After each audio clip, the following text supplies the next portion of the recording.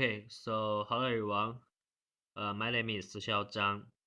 And in this video, I'm going to introduce our work published in the Web Conference 2022, whose title is Unsupervised Graph Poisoning Attack via Contrastive LossBack-propagation. Okay, so in this paper, our main contribution is as follows. So we propose contrastive loss gradient attack, which is a gradient-based unsupervised attack method, targeting at graph contrastive learning. So unlike most supervised attack models, our CLGA does not rely on labels and can degrade the quality of the learning embeddings and thus affect the performance of various downstream tasks. Okay, so here are the contents of this presentation. So I will first introduce some preliminaries, including graph representation models and graph adversarial attacks. Next, I will introduce the motivations and contributions of our work. At last, I will show our proposed method and the experiment results. Okay, first, let me introduce some preliminaries. Nowadays, graph representation models are widely used in graph learning tasks. They are models that take graphs as input and then output the corresponding embeddings. So, for example, in this picture, we have a graph and the associated node features. So it's a JCC matrix A and feature matrix X are the input to the encoder, which is a graph representation model. And this model outputs the embedding of each node. So those embeddings are then used for various downstream tasks, such as node classification and link prediction. Typical graph representation models include node-to-vec, matrix factorization, and graph neural networks as well. Okay, so graph representation models can be divided into two categories. One is supervised models or semi-supervised models, and another is unsupervised models. So supervised models require labels as an input. So whereas unsupervised models do not need labels. Supervised models usually have a better performance than unsupervised models because of the extra information contained in labels. However, in recent years, people have proposed graph contrastive learning, and it has become the state-of-the-art unsupervised graph representation model, and has even shown competitive performance with supervised models. Okay, so what is graph contrastive learning? Well, the core idea is to contrast different views of the original graph. For example, here we have a clean graph with a JCC matrix A and feature matrix X. So the first step of graph contrastive learning is to generate two different views of the original graph using some stochastic augmentations T1 and T2. The most common augmentations are like adding or dropping some edges or like masking some features. Okay, then the two views, the JCC matrix and the feature matrix A1, X1, A2, X2 are then fed into a shared encoder. For example, graph neural network, and it outputs the embeddings of each node. Then these embeddings are used to compute the contrastive loss.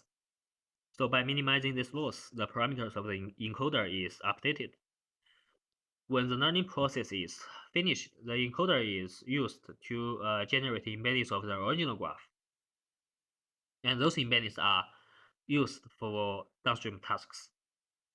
Okay, so compared with conventional graph representation models, graph contrastive learning is more robust to adversarial attacks because of the stochastic augmentations T1 and T2. So before going deeper into this, I will first briefly introduce the robustness and the graph adversarial attacks. Okay, so the robustness of various machine learning models is quite hot topic in the research community. For graphs, small perturbation in the graph structure or the features might change the predictions of the model.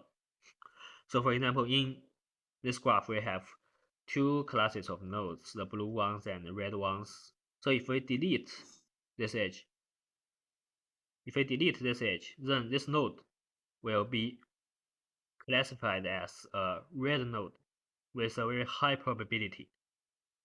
So for graph representation models, the learning embeddings might be largely perturbed and thus influence the performance of the downstream tasks. Therefore, how to design a model that is robust to such perturbations is an important research direction. There are two main research streams in this direction. One is to design effective adversarial attacks, and another is to defend against these attacks. So in this work, we only focus on attacks. Okay, so this picture shows the basic framework of graph adversarial attacks. This is the original graph, and this is a adversarial attack model.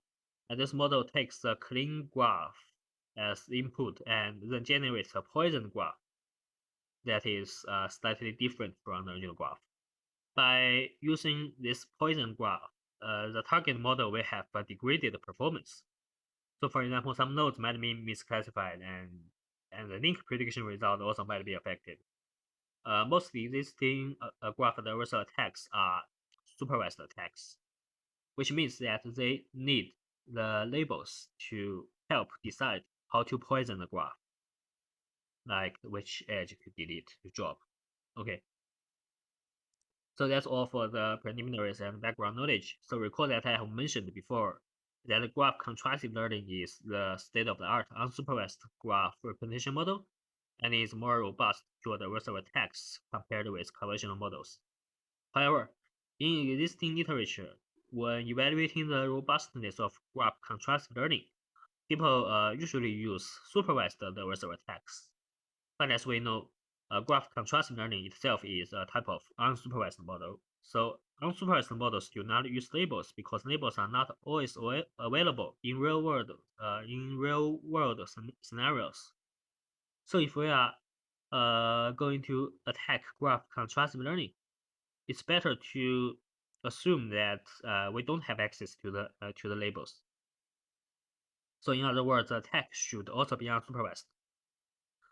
Okay, recall that existing graph adversarial attacks are mostly supervised attacks. So we fill this gap and propose a novel unsupervised attack for graph contrastive learning. Here are contributions of this paper. So first, as I said at the start of this video, we propose contrast loss gradient attack, which is a gradient-based unsupervised attack method targeting at graph contrastive learning. So this attack does not rely on labels and can degrade the quality of the learning embeddings and influence the performance of the downstream tasks. Okay.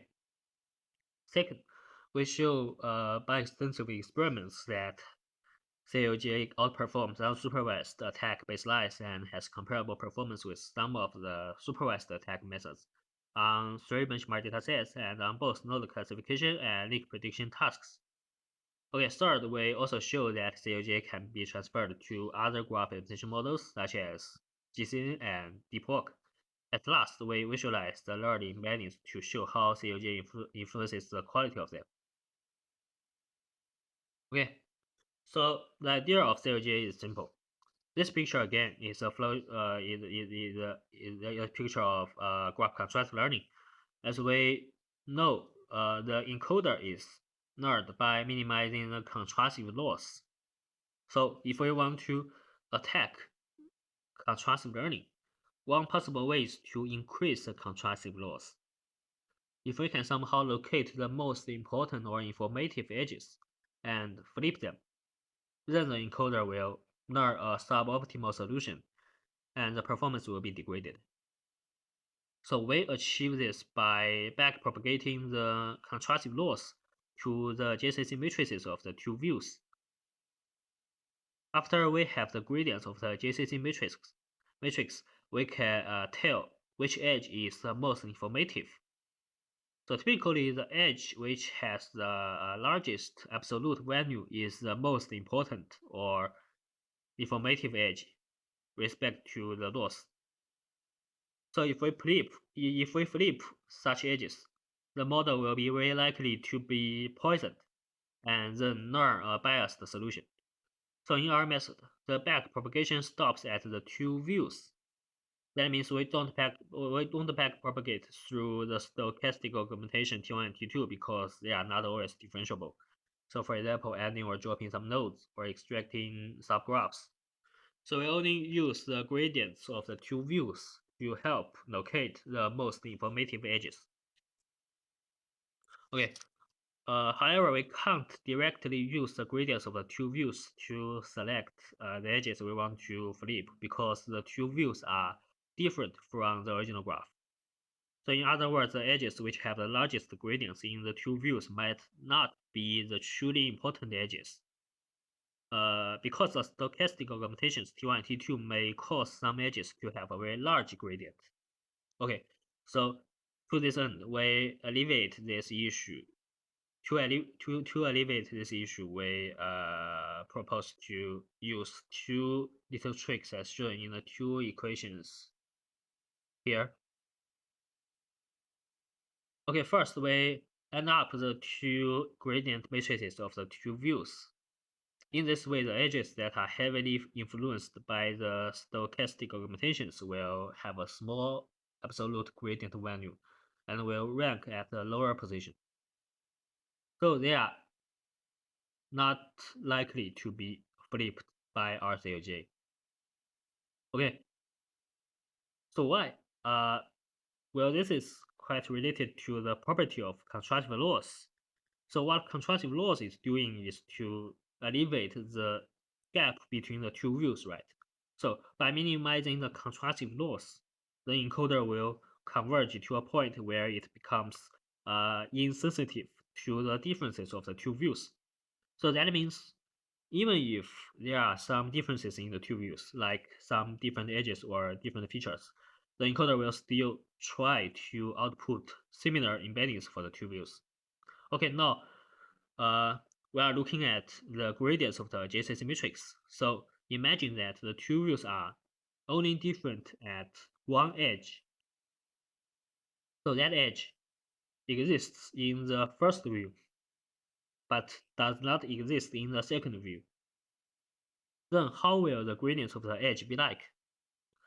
So apparently its gradient in the first view will be negative, and in the second view it will be positive, because the contrastive loss is trying to alleviate a difference between the two views, right?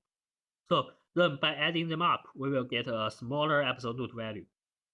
So in this way, such edges which are heavily influenced by the stochastic augmentations will rank at a lower position. So this is why we apply the first trick here. Okay, to further avoid some special cases or some coincidence, we repeat all the procedures for k times here as shown in the second equation, and then add up the delta zeros to obtain a final gradient matrix delta prime.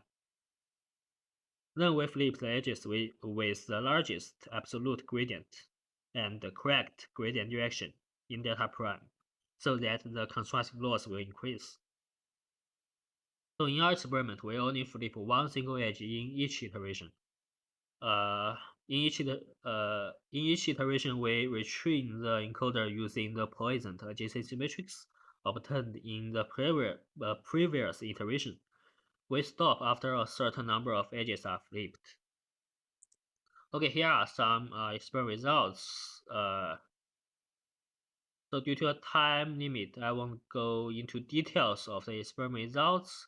So the conclusion is actually RCLJ can outperform the unsupervised baseline. And we also have comparable performance with the supervised attack methods, such as meta attack, PGD, min-max, and dice. Okay. And here we also have the experiments for transferability. We test the transferability of RCLGA on both the deep walk and GCN and find that RCLGA still has a very good transferability compared to meta attack as the unsupervised baseline we choose. Okay, more details please refer to our paper.